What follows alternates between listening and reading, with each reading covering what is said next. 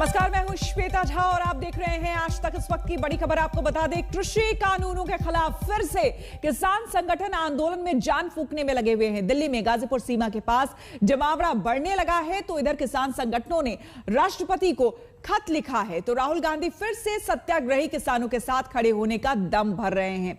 इन सब के बीच बातचीत शुरू करने के संकेत की सियासत भी सरकारी मोर्चे पर जोर पकड़ रही है। तो आपको हम बता दें कि 7 महीने पूरे हो गए हैं किसान आंदोलन के और एक बार फिर से किसान आंदोलन में जान फूंकने की तैयारी हो रही है। दिल्ली, यूपी, पंजाब समेत कई राज्यों में आज किसान प्रदर्शन कर रहे हैं। पंचकुला में किसानों और पुलिस का आमना सामना हुआ। बैरिकेड लगाकर किसानों को रोकने की कोशिश भी हुई।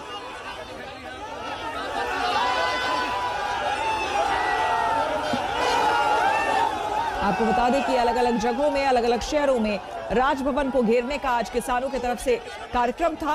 और इस बीच आपको हम पंचकुला की तस्वीरें दिखा रहे हैं, जहां पर आप देख सकते हैं कि बैरिकेड लगाए पुलिस इन किसानों को रोकने की कोशिश कर रही थी।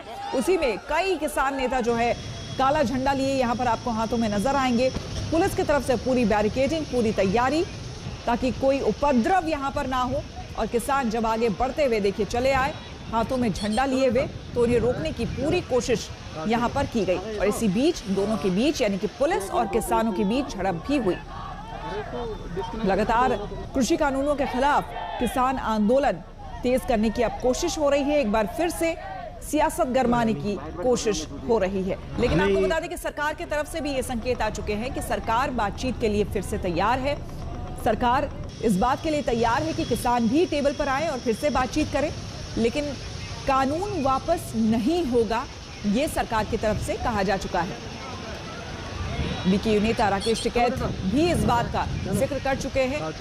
उन्होंने खुद ये कहा है कि हो सकता है इस आंदोलन को 1 या 2 साल लग जाए, लेकिन हम डटे रहेंगे और इस किसान आंदोलन की आंच को ठंडी नहीं होने देंगे। और इसी के कड़ी में, इसी के मद्देनजर देश के अलग अलग हिस्सों में किसानों द्वारा इस तरह से आंदोलन किया जा रहा है।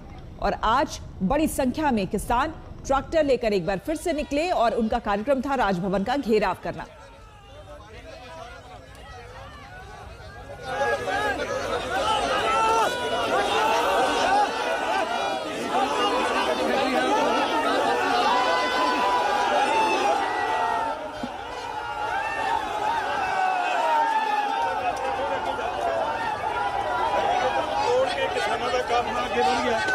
देख सकते हैं।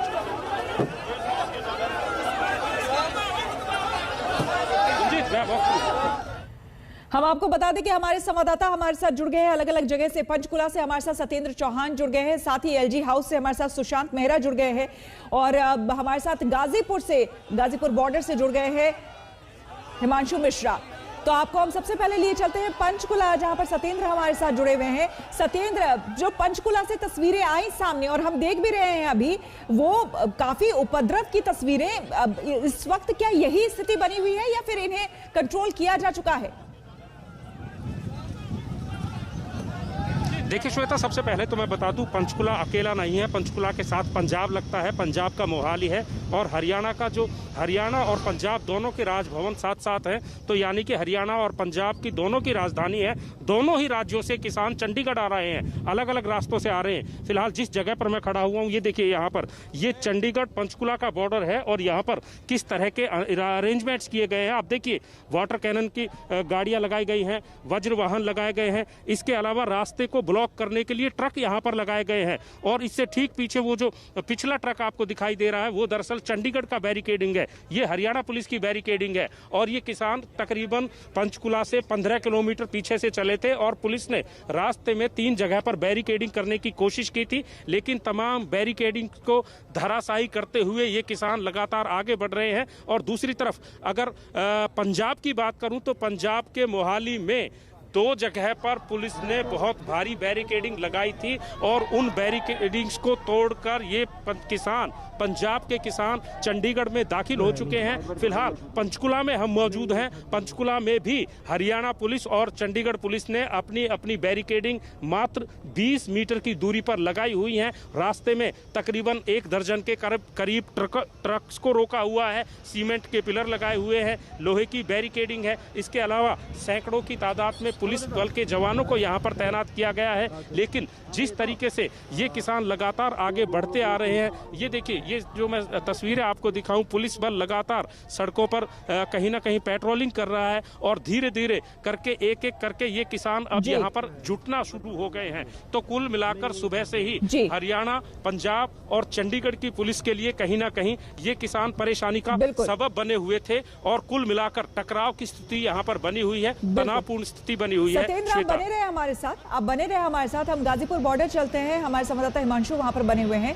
हिमांशु, वहां की क्या तस्वीरें हैं ये बताइए, और क्या कुछ कह रहे हैं वहां पर किसान नेता?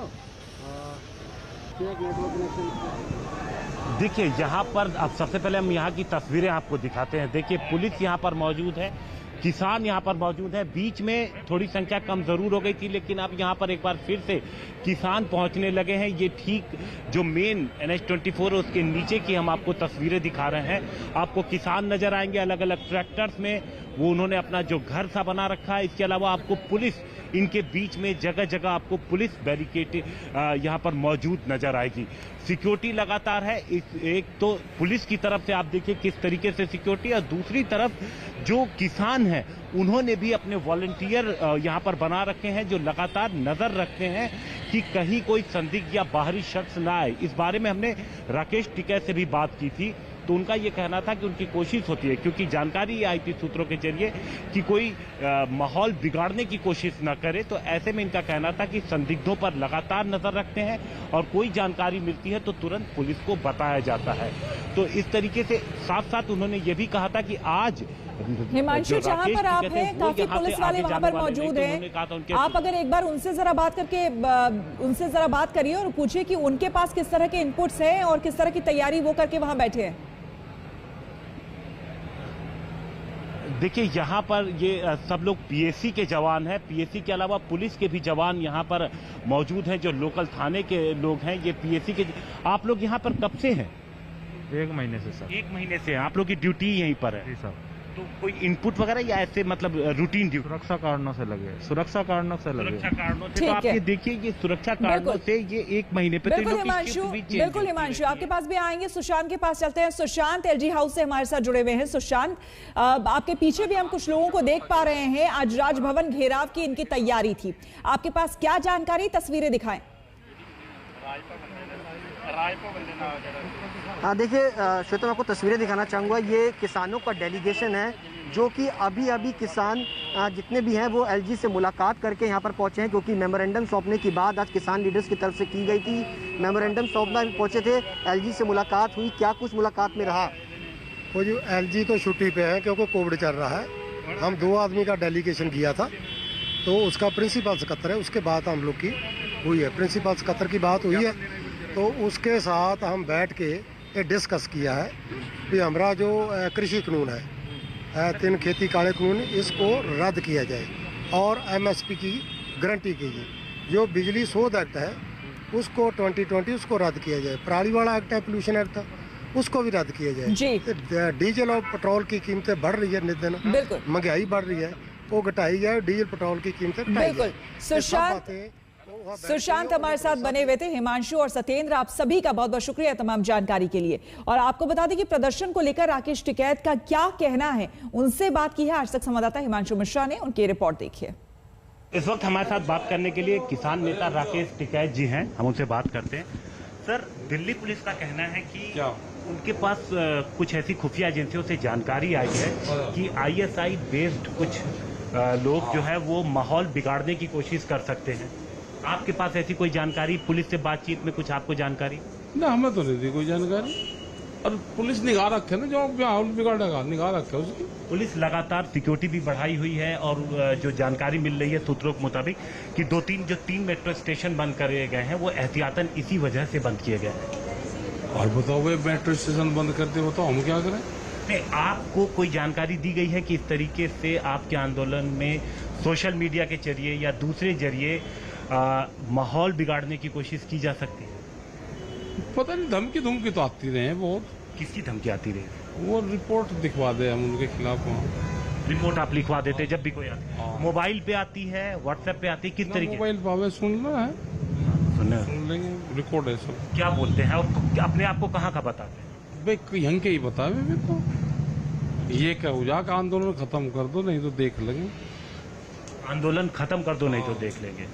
लेकिन ये जो हम बात कर रहे हैं, खुफिया एजेंसियों ने वो दिल्ली पुलिस और तमाम पुलिस को ये अलर्ट भेजा है कि ISI बेस्ड कुछ लोग जो हैं वो सोशल मीडिया और दूसरे के जरिए माहौल खराब करने की कोशिश कर सकते हैं। तो आपने अपने लोगों को सतर्क रहने को भी बोला है? नहीं, यहाँ तो सतर्क ही है। हाँ, हमने देखा है कि आप लोगों के पास वो जो कुछ सिविल डिफेंस के भी लोग होते हैं जो लगातार नजर रखते हैं कि बाहरी निगाह रखते हैं, तो वो लोग लगातार निगाह रखते हैं। अगर कहीं कुछ गड़बड़ी होती है तो आप लोगों को रिपोर्ट किया जाता है? रिपोर्ट करें, पुलिस को, थाने को रिपोर्ट करते हैं। कुछ संदिग्ध लोग मिल जाते हैं तो पुलिस को पकड़ कर दे देते हैं। लेकिन आपसे पुलिस ने ऐसी कोई बातचीत ना, हमें तो नहीं करी। आपको कोई जानकारी न गाजियाबाद न दिल्ली पुलिस? ना किसी ने नहीं करी। और अब देखिए, बारिश से पटना पानी पानी।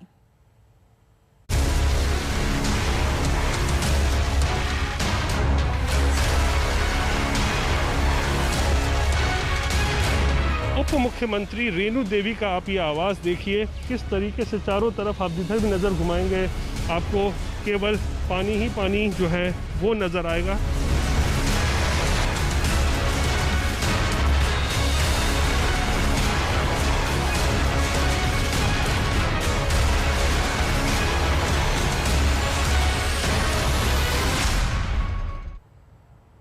बिहार के अलग अलग हिस्सों में लगातार बारिश हो रही है। इसकी कुछ तस्वीरें पटना से आई है। आपको बता दें, जहां विधानसभा के आसपास पूरे इलाके में आपको यहां पानी ही पानी भरा हुआ नजर आएगा। यहां तक कि उप मुख्यमंत्री के आवास में भी पानी घुस गया है, और सिर्फ बाहर ही नहीं बल्कि अंदर भी उनके घर के पानी ही पानी है। साथ ही पूर्व मंत्री नंदकिशोर यादव का भी आवास पानी के बीच ही आपको नजर आएगा। एक अस्पताल भी ऐसा है जहां पर बारिश का पानी अंदर तक घुस आया है, जिसकी वजह से यहां पर मोटरसाइकिल भी ले जाना लोगों के लिए मुश्किल हो रहा है। तो ये तस्वीरें आपको हम 4 तस्वीरें दिखा रहे हैं, जब आप देख सकते हैं खुद डिप्टी CM और यहां पर मंत्रियों के आवास पानी के बीच हैं और पानी के बीच डूबे हुए हैं। तो ऐसे में आम जनता और आम नागरिक का क्या हाल होगा?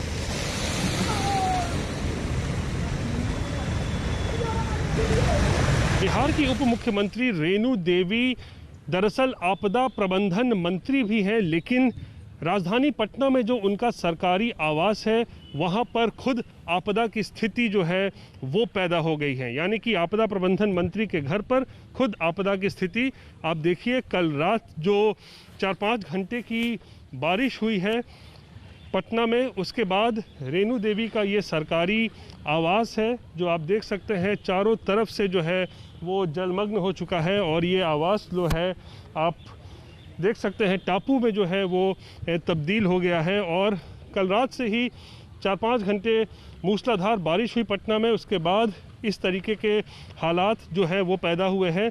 कुछ इलाकों में जो है पानी जो भरा था उसे निकाल लिया गया है पंप के माध्यम से, लेकिन उप मुख्यमंत्री रेणु देवी का आप ये आवाज़ देखिए, उनके आवास की तस्वीरें देखिए, किस तरीके से चारों तरफ आप जिधर भी नज़र घुमाएंगे आपको केवल पानी ही पानी जो है वो नज़र आएगा। आपको हम अंदर की भी तस्वीरें दिखाने की कोशिश करते हैं।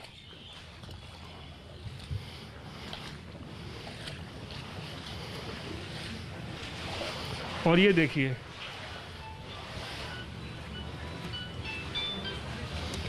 यहाँ पे रेणु देवी के आवास के ये आप देख सकते हैं दरवाज़ा है घर में घुसने का। और यहाँ भी देखिए घर के दरवाजे तक जो है वो पानी भर चुका है कि उप मुख्यमंत्री रेणु देवी खुद यहाँ पे जो है वो बैठक कर रही हैं।